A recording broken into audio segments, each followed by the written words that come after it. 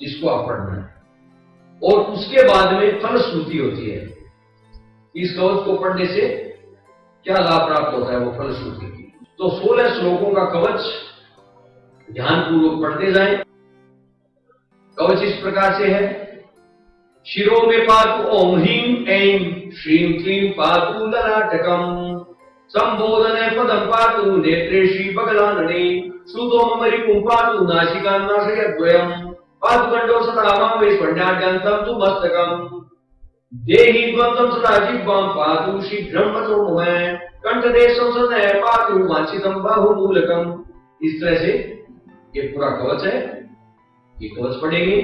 इसके अंदर देवी के बीज मंत्रों से, इसके अंदर ब्रह्मास्त्र मंत्र के विभिन्न पदों से रक्षा, अपने शरीर की रक्षा, शरीर के अंगों की रक्षा करने की कामना की गई है।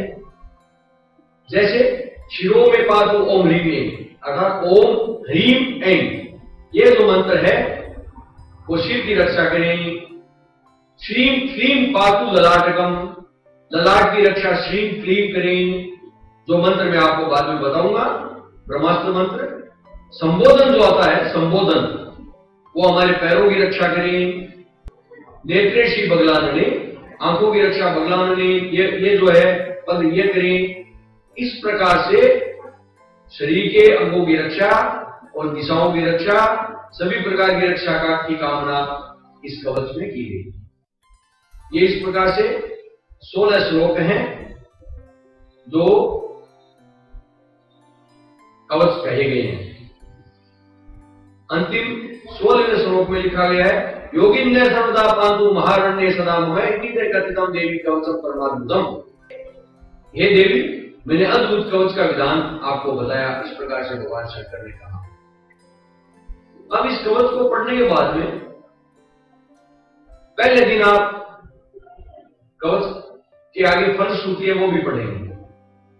बाद में आप जो 11 श्लोक पाठ करेंगे वो केवल कवच का करेंगे, और अंत में आप फिर फलश्रुति पढ़ लेंगे। तो इस प्रकार से 9 दिनों में करते हैं तो बांट लें कि आपको नित्य कितने करते हैं, उस हिसाब से आपको कवच पाठ करना तो बांट करके करें।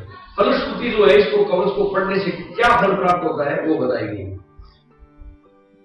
श्री विश्व विजय नाम कीर्ति श्री विजय प्रदम ए पुत्रो लभते पुत्रम धीरम शूरम सदायुषम निर्धनो धनम आपनोति कवचश्चास्य पाठदय जपित्वा मंत्रादं तु ध्यात्वा श्री बगलामुखी।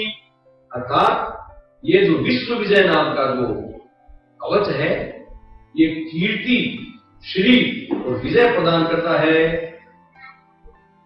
ये धीर, शूर और शतायु पुत्र प्राप्त करवाता है। निर्धन को धन प्राप्त होता है इसके पाठ से। और मंत्र राज को जो जपते हैं, जो इस कवच में मंत्र उद्घाटित हो उसको जो जपते हैं और बगलामुखी का ध्यान करते हैं और कवच का पाठ नियम से सायंकाल करते हैं, तो यम यम काम ये काम हम साध्या साध्य मही करे। अर्थात इस पृथ्वी तल पर जो जो कामनाएं हो, साध्य हो या असाध्य हो, होने वाली हो या न होने वाली हो, जो जो कामनाएं हैं, तम तम कामों आपनोति सप्तरात्रेण शांकरी। अर्थात हे शांकरी, भगवान शंकर कहते हैं गिरिजा को कि जो जो तम तम काम हुआ, जो जो कामनाएं हैं वो कामनाएं 7 रात्रि में सिद्ध हो जाती है। गुरुम ध्यात्वा सुरम पीत्वा रात्रो शक्ति समन्वितः कवचम ये पठे देवी तस्या साध्यम न किंचन। अर्थात ये वाममार्ग की साधकों मिली है, जो वाममार्ग तरीके से साधना करते हैं, उनका तरीका है। और इसके अलावा लिखा गया है कि इस कवच का पाठ करते हैं लोग, 1100 पाठ इस कवच का करते हैं, तो और इस ब्रह्मास्त्र मंत्र का जप करते हैं, उस साधक को, ऐसे साधक को जो ये करता है, 3 रात्रि में वशीकरण सिद्धि प्राप्त होती है। इसमें कोई संशय नहीं। लिखा गया है कि भूमि के ऊपर शत्रु की प्रतिमा बनाए, और किससे बनाए? हल्दी और हड़ताल के चूर्ण से। हल्दी और हड़ताल के चूर्ण से भूमि पर शत्रु की एक प्रतिमा बनाए और उसके हृदय में शत्रु का नाम लिख दें, और फिर जप करें मंत्र का और कवच का पाठ करें।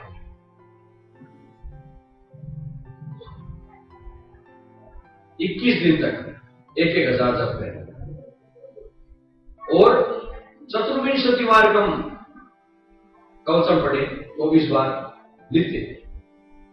तो क्या होता है? संस्तंभ हो जाएंगे शत्रु कार्य विचार, अर्थात शत्रु की गतिविधि रुक जाती है, इसमें कोई विचारणीय बात नहीं है। विवाद में विजय प्राप्त होती है, संग्राम में युद्ध में जय प्राप्त होती है। इस कवच के प्रभाव से शमशान में भय नहीं होता है।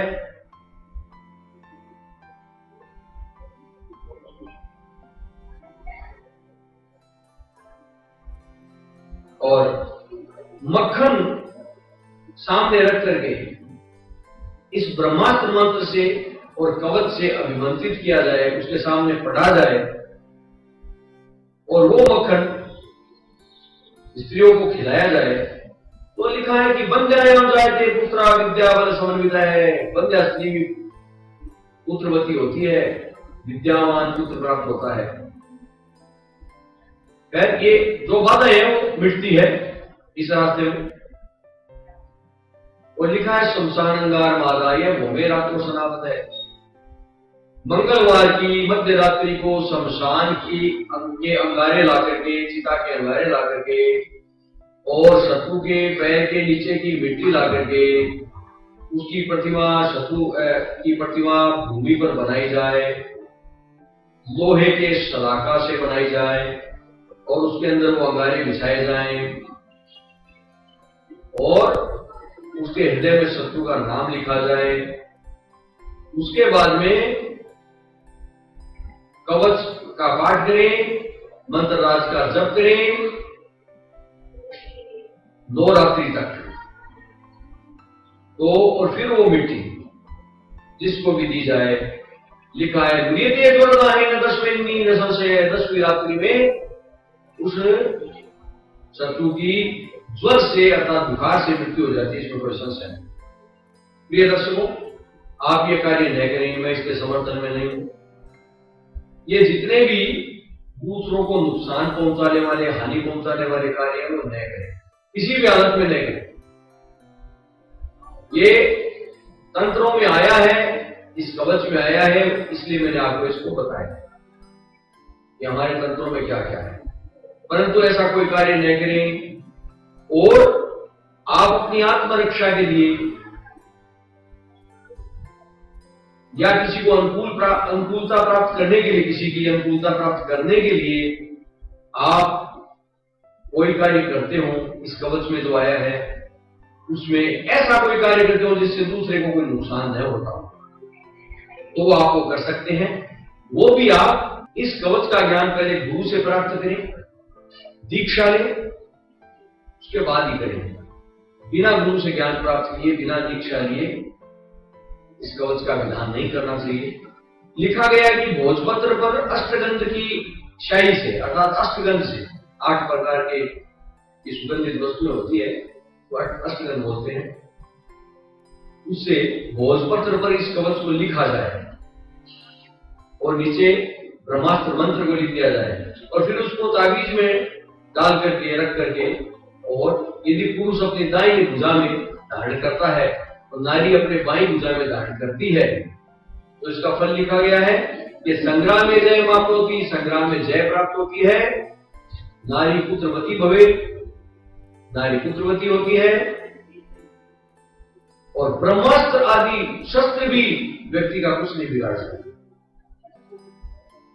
इस कवच का नित्य पूजन करने से माता श्री भगवती बगलामुखी के पूजन का फल प्राप्त होता है, और वह व्यक्ति बृहस्पति के समान ज्ञानी होता है, विद्वान होता है, वैभवशाली होता है, धनी होता है, सुंदर होता है, शत्रुओं के लिए यम के समान होता है, और आंसू कवि हो जाता है, गंगा प्रवाह की तरह कविता करने लग जाता है, अर्थात गद्य पद्य आदि शास्त्र लिखने में प्रवीण हो जाता है। ऐसा बेटा उसकी वाणी गद्य पद्य में ही हो जाएगी। 1100 पाठ इसके पुरस्चरण बताए गए हैं। कहते हैं पुरस्चरण के बिना यह फलदायक नहीं होता, बिना 1100 पाठ के ये फलदायक नहीं होता।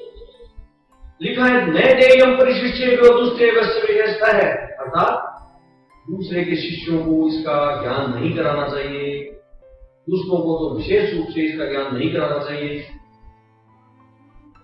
लेकिन मैं आपको ये बता रहा हूं, जो बताने से ज्ञान पूरा नहीं होता। ऐसे तो उसके होता है बाजार में, मार्केट में। इसकी दीक्षा जो है वो जो है पात्र को ही देनी चाहिए, जो इसका पात्र हो, जो कोई किसी का बुरा न करे, ऐसे भक्तों को इसकी दीक्षा देनी चाहिए। लिखा है देयम शिष्याय भक्ताय, अर्थात शिष्यों को और भक्तों को इसकी दीक्षा देनी। जिस व्यक्ति को इस कवच का ज्ञान न हो और वो बगलामुखी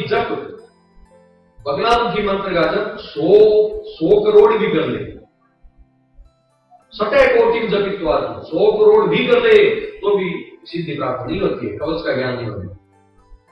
इस प्रकार से ये कवच है, इसकी फलश्रुति है ये।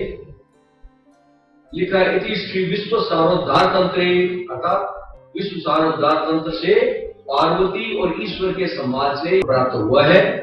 तो आप जो है दर्शकों योग्य गुरु से दीक्षा लेकर के इस कवच का पाठ कर सकते हैं, इसकी साधना कर सकते हैं।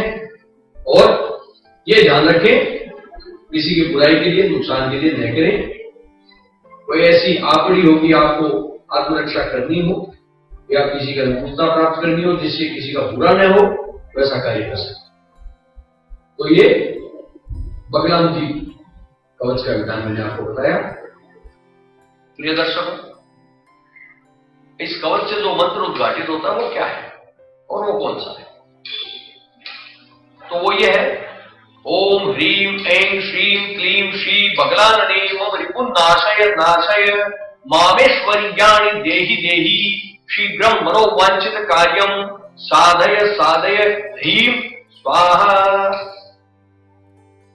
एक बार फिर बोलता हूं, ओम ह्रीम ऐं श्रीम क्लीम श्री बगलानने मम रिपुन नाशय नाशय मामेश्वर्याणि देहि देहि शीघ्रम मनोवांछित कार्यम साधय साधय ह्रीम स्वाहा।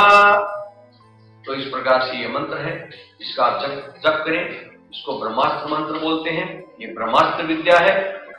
और जो लोग बगलामुखी की साधना करके ये करें तो सबसे अच्छा रहता है। तो इस प्रकार से मैंने आप लोगों को बताया। अधिक जानकारी यदि आपको प्राप्त करनी हो तो नीचे नंबर दिए हुए हैं, आप फोन कर सकते हैं, आप मेल कर सकते हैं। और वीडियो अच्छा लगे तो लाइक करें, शेयर भी कर दें, कृपया कमेंट करते रहें ताकि मैं आपसे जुड़ा रह सकूं। मुझे आज्ञा दीजिए। नमस्कार।